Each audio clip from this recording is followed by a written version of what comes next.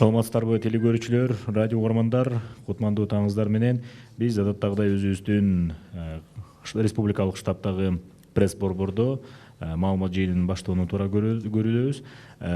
Бүгүн биздин пресс борбордо Кыргыз Республикасынын саламаттык сактоо министрлигинин коомдук саламаттык сактоо башкармалыгынын башчысы Ахматова Айнура Бектургановна. Уважаемые телезрители, уважаемые радиослушатели, мы начинаем нашу ежедневную пресс-конференцию в пресс-центре республиканского штаба. Сегодня у нас в пресс-центре на наши вопросы, на ваши вопросы и на наши вопросы ответит начальник управления общественного здравоохранения Министерства здравоохранения Кыргызской Республики Ахматова Айнура Бектургановна. Она расскажет о эпидемиологической ситуации в Кыргызстане. Айнура Бектургановна, вам слово. Доброе утро, уважаемые телезрители, радиослушатели, уважаемые представители средств массовой информации. В Кыргызской Республике на 25 марта 2020 года подтвержденных случаев коронавирусной инфекции 42.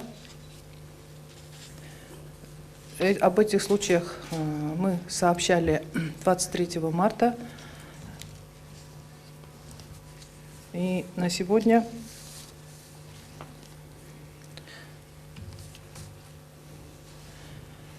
они находятся в наших стационарах.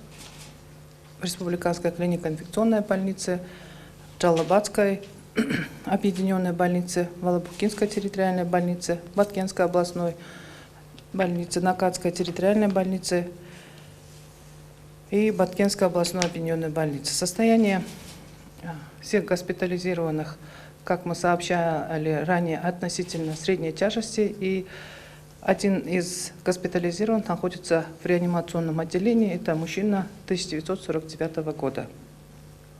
В отношении пациентов, которые госпитализированы, проводятся все необходимые лечебные мероприятия в соответствии с их состоянием. Вчера, как мы уже сообщали, из мест обсервации по собранным эпидемиологическим анамнезам и по результатам лабораторных исследований, с мест обсервации, ранее находилось в местах обсервации 2014 человек, и сегодня они были выписаны под строгий домашний карантин. И на сегодня в местах обсервации находится 585 граждан. Для граждан, которые направлены на домашний карантин, на домашнюю обсервацию, объяснены все условия нахождения, соблюдения домашнего карантина, о том, что они не должны покидать места карантина, место жительства.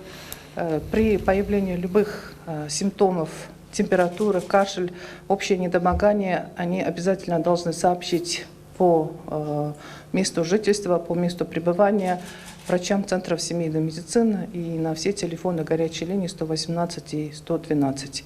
И еще раз мы хотели бы обратиться к этим гражданам, которые были направлены на домашний карантин, о том, чтобы они в обязательном порядке соблюдали условия домашнего карантина, не выходили из дома, дома соблюдали правила личной гигиены. И при появлении симптомов, о которых я указала выше, они должны обратиться к врачам центров семейной медицины.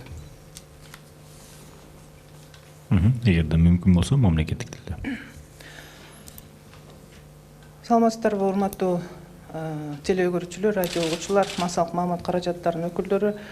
Бүгүн 25 март 2020 жылы Кыргыз Республикасында 42 тастыкталган коронавирус COVID-2019 учуру катталды. Бул жарандардын бардыгы биз кече белгилегендей Жалал-Абад областык ооруканасында, Алабука территориалдык ооруканасында, Баткен областык ооруканасында, Ноокат территориалдык ооруканасында, анда сырткары республикалык клиникалык инфекциялык ооруканаларында жайгаштырылып дарыланууну өтүп жатышат. Бүгүнкү күндө биз кече белгилеп кеткендей 1949 жылкы эркек жараны реанимация бөлүмүндө атайын дарылоо иш-аракеттерин жүргүзүлүп жатат. Андан сырткары ошол обсервация жерлеринин лабораториялык изилдөөлөрү тастыкталбагандыктан, андан сырткары эпидемиологиялык анализ негизинде обсервациялардан бүгүнкү күндө кечээ 2014 жаран болгон, азыр 585 жаран калды. Үйгө кетирилген жарандардын баары сөзсүз түрдө үйдөгү карантинде сакташ керек, үйдөн чыкпаш керек, үйүндө атайын өздүк гигиенаны сакташ керек дагы.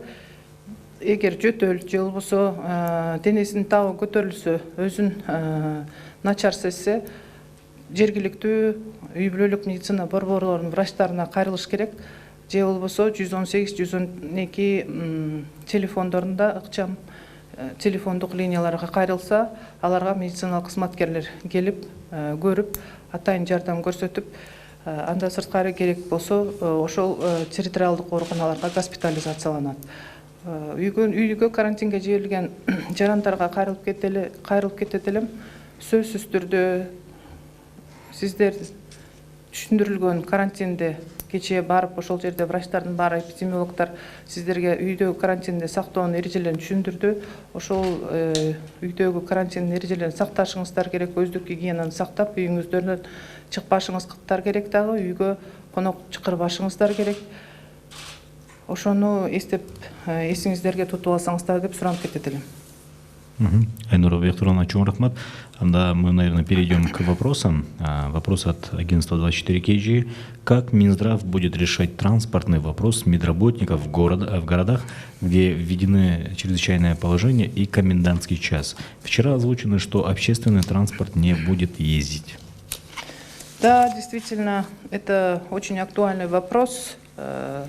И Министерством здравоохранения разработан план, согласно которому должен быть обеспечен транспорт для доставки сотрудников организации здравоохранения до мест и работы и обратно до мест проживания. Вечером мы связывались со штабом, который будет обеспечивать порядок в городе во время чрезвычайного положения, для того, чтобы мы смогли получить пропуска для того автотранспорта, который должен будет довозить до места работы и обратно с места работы до дома медицинских работников. Идет подготовка списков всех медицинских работников, которые работают в организациях здравоохранения. И также со стороны мэрии города Бишкек была выражена готовность о предоставлении 19 единиц транспортных средств для осуществления противоэпидемических мероприятий. И поэтому этот вопрос прорабатывается, и мы сегодня, согласно спискам, будем ждать пропуска на количество всех медицинских работников, которые работают в наших организациях здравоохранения, и тот автотранспорт, который будет задействован для доставки. Сейчас все ресурсы идут на борьбу с коронавирусом. Не останутся ли без медикаментов другие категории больных, те же диабетики, диализники? Нет, конечно, такой угрозы сегодня нету, что все лекарственные препараты и медицинские изделия будут направлены на лечение только пациентов с коронавирусной инфекцией. Запас медикаментов на сегодня есть. Конечно, сегодня границы с государствами, они закрыты. Во многих странах такая ситуация, что всем требуются необходимые медицинские препараты, изделия медицинского назначения. Но, несмотря на это, угроза, что другие пациенты останутся без необходимых лекарственных препаратов, на сегодняшний день отсутствует. Как происходит распределение и выделение помощи, выделенные помощи, спецсредств защиты, переданные Минздраву? Получают ли медики все необходимое и под чьим контролем это происходит?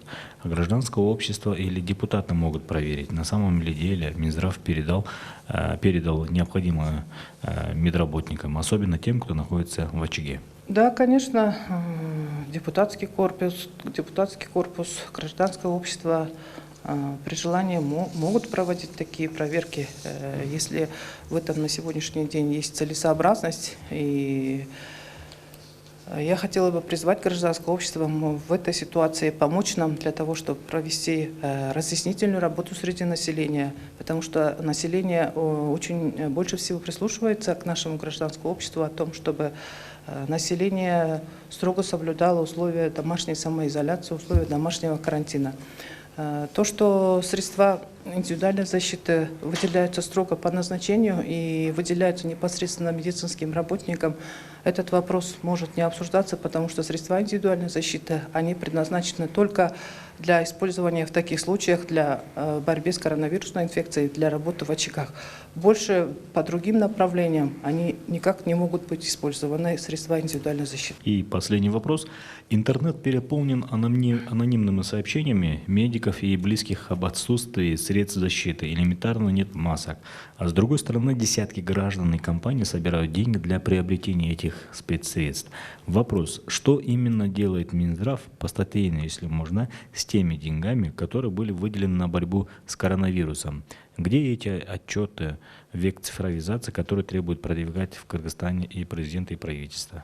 Если есть такая необходимость, чтобы изложить постатейно все расходы из эпидемиологического фонда, средств, которые были выделены, то, наверное, мы сможем их разместить на нашем сайте Министерства здравоохранения. И я думаю, если действительно есть такая необходимость, то мы готовы, мы открыты предоставить такие отчеты.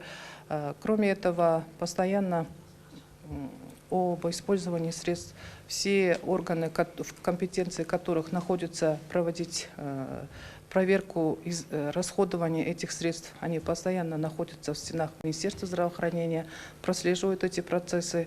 И, как вчера отмечал Чингис, есть создан при Министерстве финансов наблюдательный совет, который следит за расходованием этих средств. Спасибо, Айнура Бектургановна. Уважаемые радиослушатели, телезрители, мы на этом завершаем нашу пресс-конференцию.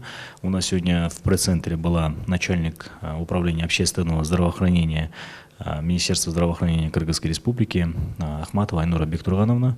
Она ответила на наши и на ваши вопросы. Вы нас смотрели в прямых эфирах на телеканалах ЛТР, Алату-24, КТРК, НТМАК, Ош-ТВ и также на радиостанциях Биринчи радио, Кыргыз радиосы, ЛФМ. Также в социальных сетях, это через YouTube-канал телекомпании ЛТР и в Фейсбуке через официальные страницы Кыргыз Өкмөтү и социальное правительство. Спасибо, удачи.